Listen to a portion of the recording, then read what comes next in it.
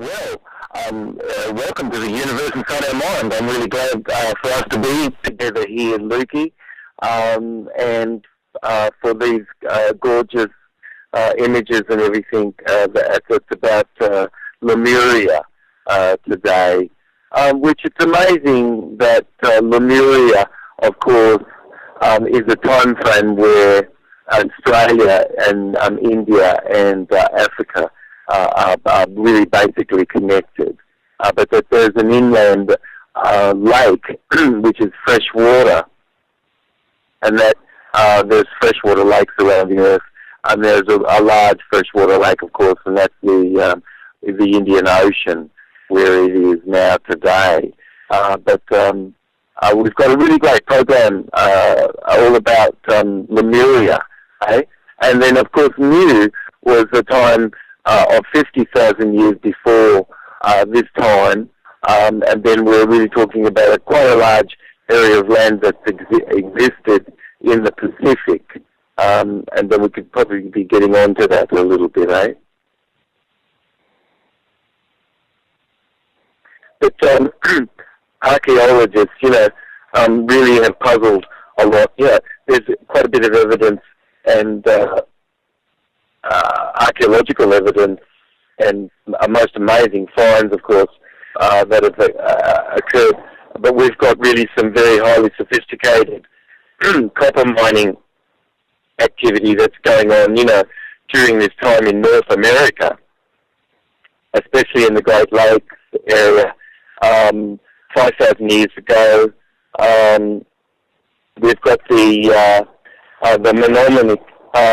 Menominee Indian tradition, which really speaks of fair-skinned mariners who primarily came and they dug up sort of what the natives remember still to this very day. They call it shiny bones. But people might be amazed that in the oral tradition of things, quite amazing story of our past is orally passed down. And this story comes through from Cloud Two Children and her teacher Two Feathers and Two Feathers teacher Turtle. So, but the Atlanteans really, provided an exceptionally sort of high-grade copper, and then during this period of time, of course, going back between 50,000 years ago till 10,000 years ago, we've got quite an amazing era, and this is pre-Atlantis finally sort of being sunk by disaster, in 8,498 BC. But but a lot of our story, really should center around a little bit of our understanding of how the very things that's going on, even in our day and age today, that information is stored in bits of and bytes and information bytes. With 1.7 billion bits of messages and things last year that was stored by the hand of the government, of course, but all the gadgets and everything have the bugs that are put, so that all these gadgets and legislation and things and billing and that sort of thing for the phone companies really is just lovely, but the powers of the elite, they've in the past, of course, dragged big, huge stones, many tons, hundreds of miles even as the hand above the government has done with the Georgian Guidestone.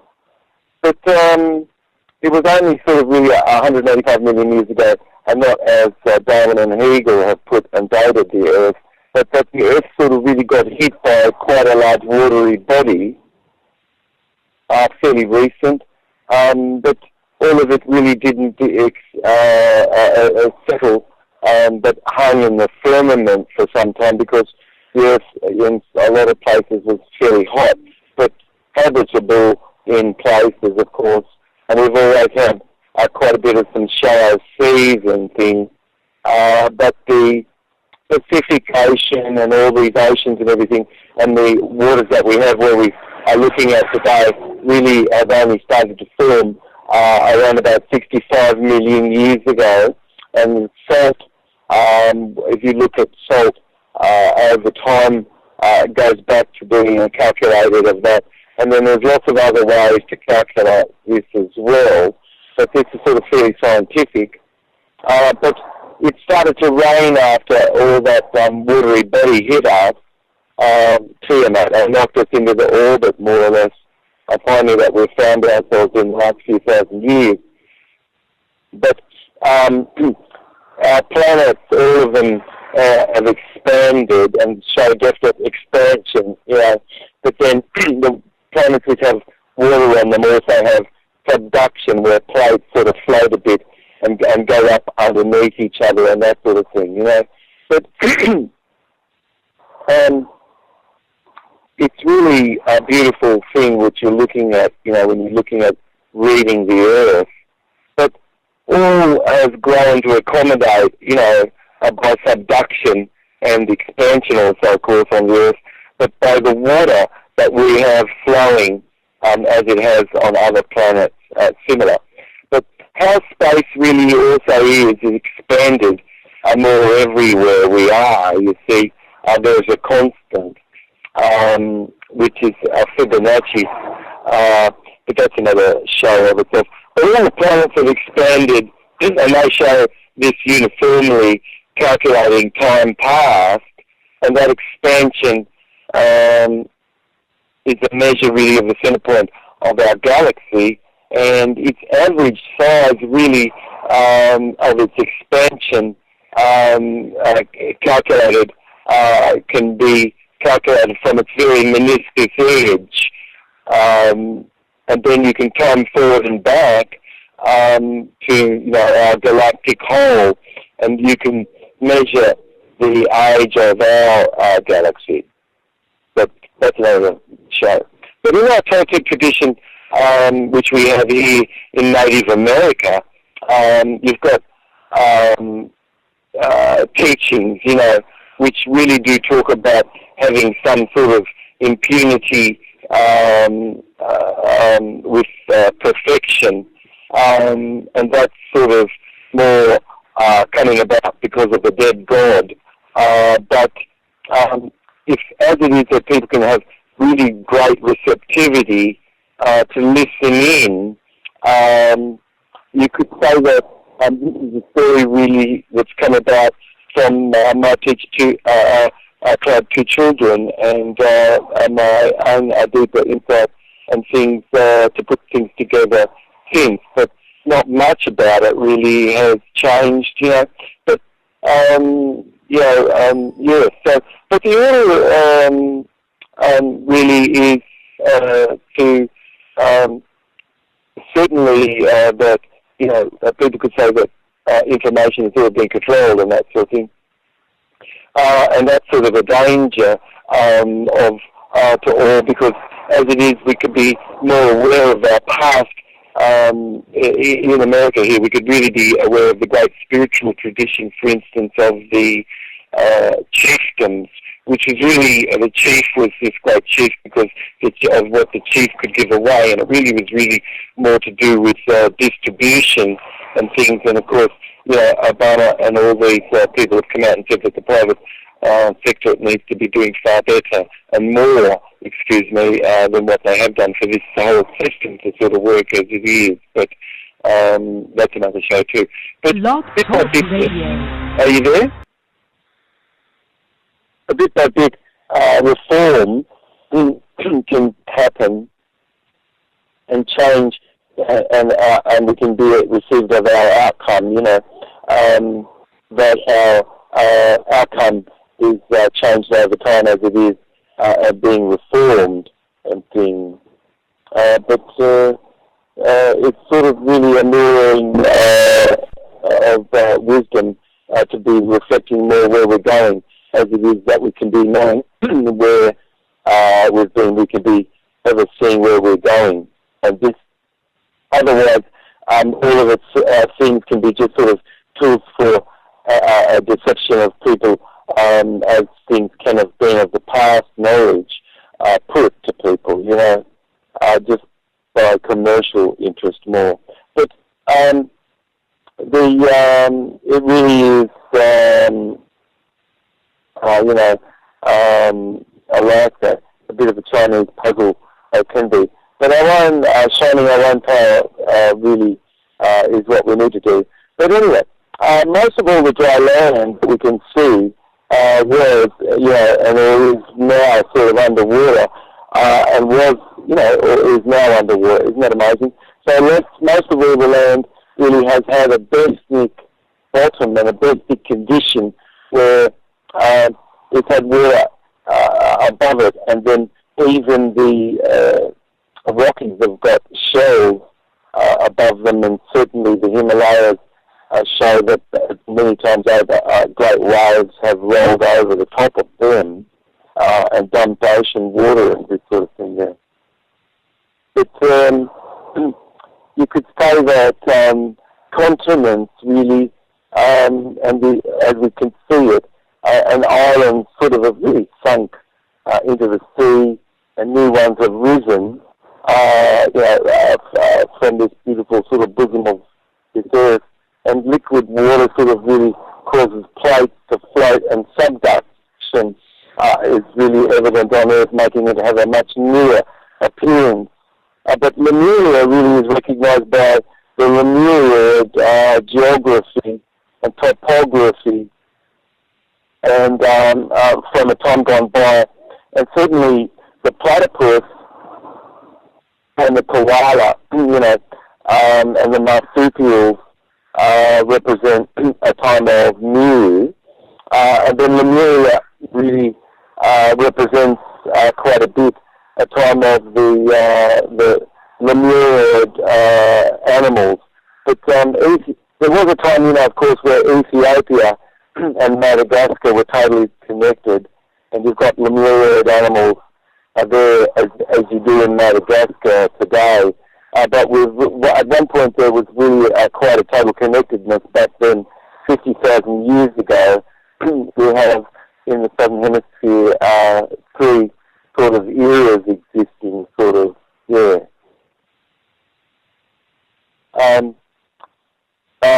But in this 3 years, you've got a gorgeous ability to look into things by seeing how there's an affinity with plants and animal groups and things which is existing and that.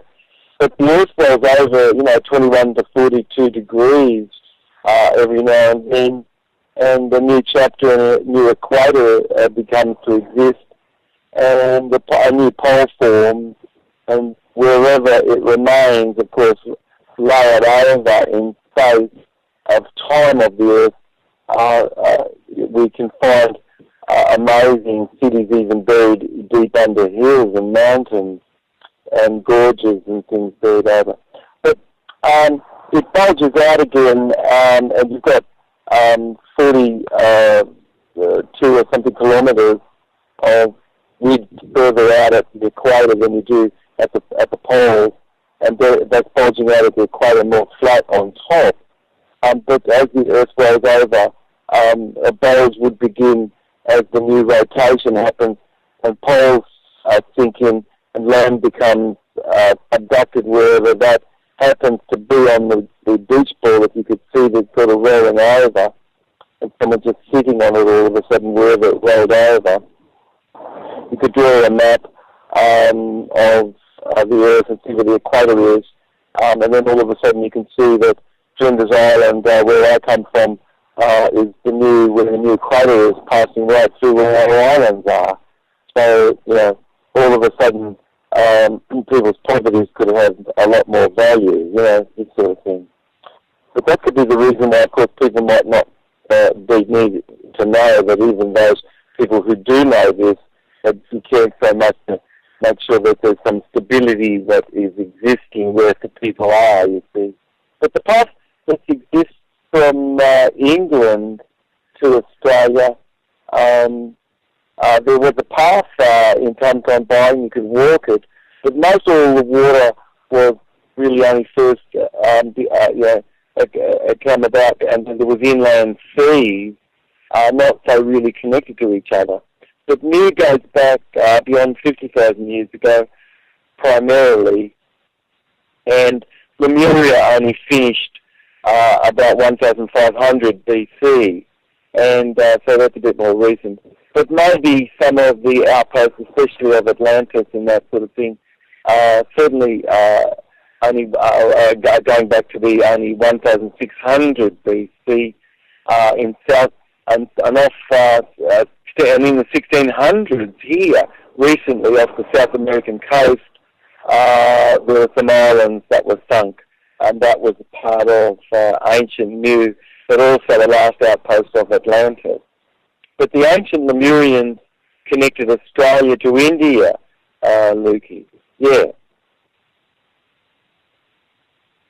The Indian Lemurians connected Australia to India, you know, and there was a great Indian subcontinent, which was very large inland freshwater lake, which that was the Indian Ocean, which has opened up, of course, today. But Mu was very large, and it's beautiful for us to be able to have our listeners to a program view some beautiful images of this as we can be going through everything in our narration. But Mu was very large, and it sort of finished up around about 50,000 years ago, and that was in the Pacific. And Pacific Mu of ancient times was really connected to the Californian coast even, mate. And of course, we've found some amazing things there going back to this time frame, which if you forget Darwin and Hegel's dating, this all makes sense. But beautiful underwater stone statues, you know, exist during this period of time, which were found underwater, gorgeous, you know, and they're sort of gorgeous, beautiful Mohawk Atlanteans, and are 6 to 7 feet, but they have such radical athletic prowess, these people, which have left their mark of people on the earth. But they're beautiful writings, but we've also had very larger people during this time too, and the large and the little people, like the Florenses, they only more recently just died out, some of the little people, which was only about 2-3 feet tall. But we've even had smaller people than that. But anyway, that's another program. But fossils on our continent and then looking at the various continental shelves where rivers were back then, and also having found encampments underwater, of course, because a lot of it's all flooded over. But we've got fossil continental evidence, you know, of Earth's expansion, certainly as scientific evidence today as one thing. But Lemuria was about 5,000 miles back then and about 3,000 miles wide, and its inhabitants of Atlantis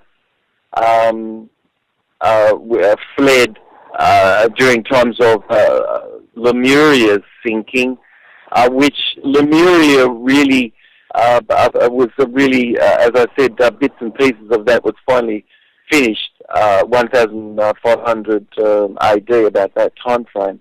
But a lot of the inhabitants had fled back to Central Asia, and that. But during this period of time, of course, is a great time of Atlantis as well. Atlantis in the Atlantic Ocean. But so Lemuria and Atlantis are together for some periods of time, you see. But Atlanteans take over, basically, in the currency, yes, and the technology and things. But the Fiji and the Hawaii and Easter Islands, and then there's some amazing submerged cities, of course, sort of very easily seen today. But Kambat, that's the city off Pakistan in the ocean there. And then you've got Dwarka also, which is actually up on dry land there still in India, that's been discovered. And then you've got the beautiful underwater cities off Yonaguni Island in the Pacific, off the Ryukyu Islands off Japan, that connect Japan all the way down to an archipelago islands today, to Taiwan and the mainland of China. And that was a beautiful path that people walked back then. And of course, these huge Cro-Magnons did mate with the Aboriginals of Japan, and so, but anyway, people could learn more about that. But Yonaguni Island is very, very beautiful. But we could go then to the Caribbean. We can see such underwater, gorgeous, beautiful carvings and rock formations, radically huge. You wonder how anybody could ever shift anything so huge. But we've even on dry land today, we've got evidence still of things which survived a lot of these huge waves which sweep the earth in times of catastrophe, which we've had four in the past, which we're living in the fifth sun. But the cities of Dwarka and even Sodom and Gomorrah are cities back in this time, and then the ancient city just recently sort of more unearthed in Turkey and even Morocco. But all of these cities go back beyond 12,000 years ago. You've got the Rockies, of course. You've got shelves on top of their mountains, and so and they're only seem to be around about 10,000 years of pushed upness. But the Earth's reformation really is very, very radical every 600,000 years, because that's about the time frame, on average, only much shorter time frame of certainly of the longest time frame is about a 600,000 year time frame, and then the average time frame is much far shorter than that for a pole shift, even reversal, which we're radically due for a pole shift and reversal. But and then you've got sort of species extinction die-off. You've got fish being killed, like in Nebraska, and and all these inland areas where water is being heated up at the moment. But you've got 10,000-year-old fossils. Certainly, the evidence of the soft tissue that was found in the dinosaur bones of Tyrannosaurus Rex are very interesting for people to look at and check it out. But the Earth's reformation really is radical, you see, and it really occurs a lot from these celestial orbs. And of course, it's a long overdue in its cycle of time for a pole shift.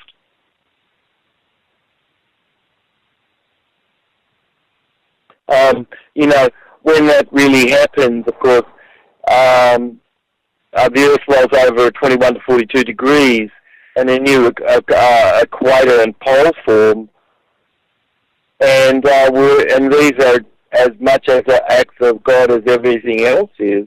But people can have confused 3 days before the sun will rise again, and this sort of thing, which is an astrological phenomenon from the 21st to the 25th, always.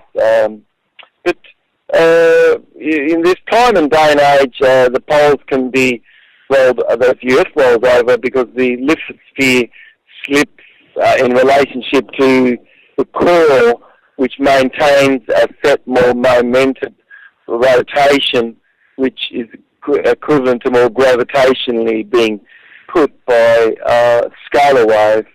But the Earth sort of is hooked up more and affected by electromagnetics, and it gets a big knock electromagnetically like a woofer, and that woofer causes it to resonate, and this resonation causes its plates to vibrate, and big shells can drop, 10, 14 kilometers of itself, and thump. And when that does inside the earth, earthquakes and stuff occur. But this is the time of earthquakes. Yeah. Let's see. I guess really you and I really are living in this time frame of the fifth sun, which is the sun of earthquakes, that the Cloud 2 children and the natives talk about. And this is the fourth, there's been 4 major cataclysms in the past, and certainly new asteroid threat is always imminent, and it's calculated that we've got some serious sort of threats that's coming up that's quite preeminent, but certainly we've got a very large rock that's 1.2 kilometers large, and that's named 2004M. That has a potential impact in the year 2014, people have said, February. But, February 2009, Shoemaker hit Jupiter, and collisions sort of such, like it really has been learned a lot. But large pieces took several days afterward to also have their impact. But anyway, if we go back to the very large impact of the Lake Tunguska in Siberia, that's the most recent sort of impact such like this, but that was more of an air blast. But under 50 grams of rocks are often recovered, in lots of places today.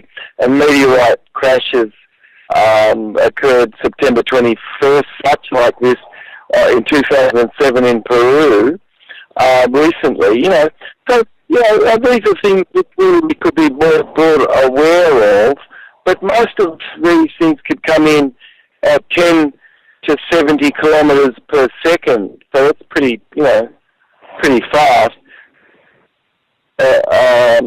Crater, that came in at 11 kilometers per second. That was very huge, but that was a big impact, one of the big impacts that occurred, and that's in Arizona. That occurred 49,000 years ago, which is really some of what we're talking about right now, which ends Lemuria. So we've got asteroid impacts and things, and that creates and meteorites that crash that really create major events. But this is really a cyclical event that occurs, but people could tune into Dr. Jubb Radio to learn a little bit more about this, and also the Universe Inside Our Mind, and programs that we're creating here together, Lukey.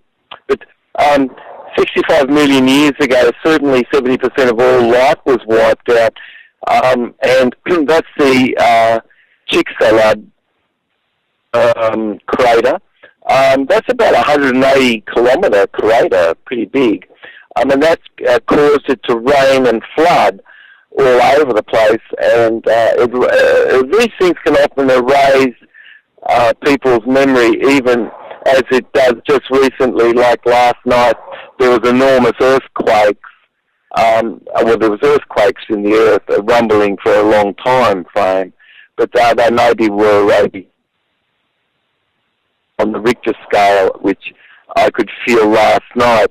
How amazing this plate was, just sort of floating. I could feel the whole plate where I was, and I could also felt the shock of it when it came in, and also electromagnetic disturbance yesterday here in the San Andreas fault. But tsunamis certainly have raised everything on the Earth, and they've raced around the Earth, and they've been very high enough to certainly have gone over Mount Everest, but as high as a jet plane, if you can imagine that. But these sorts of tsunamis do raise things, and we've had certainly very large tsunamis that correspond with comet activity and celestial crossings, certainly Nibiru's crossings. But this water sort of really gradually that rains down sometimes after these huge impacts have occurred, that vaporizes all the water around it. It certainly starts to rain down again. But during this time we can have gone through a watery sun, which was the last sun we went through, the fourth sun. It's been called the watery sun by the Native Americans. But water can gradually, that fills up all these inland lakes and seas, as we know, sort of eventually dry up. And that could be often the end of a civilization, which it was for Poverty Point, here in America, which was the New York City of the Americas back then.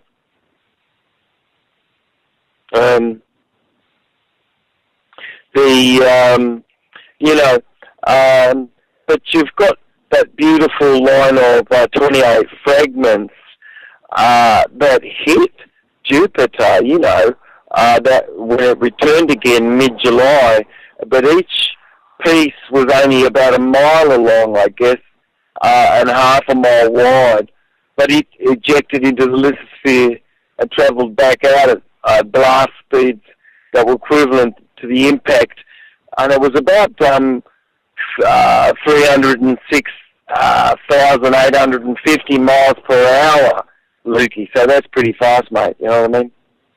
But anyway, from 3,000 miles sea, you've got really bursts of achievement going on. That's about 5,000 years ago. It's a great sophisticated Atlantean origin, I mean, then some people have this Atlantean blood.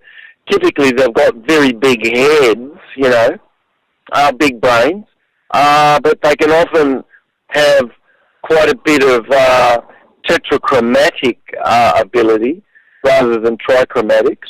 But anyway, that's another story. Then you've got 1,200 BC, everything's vanished.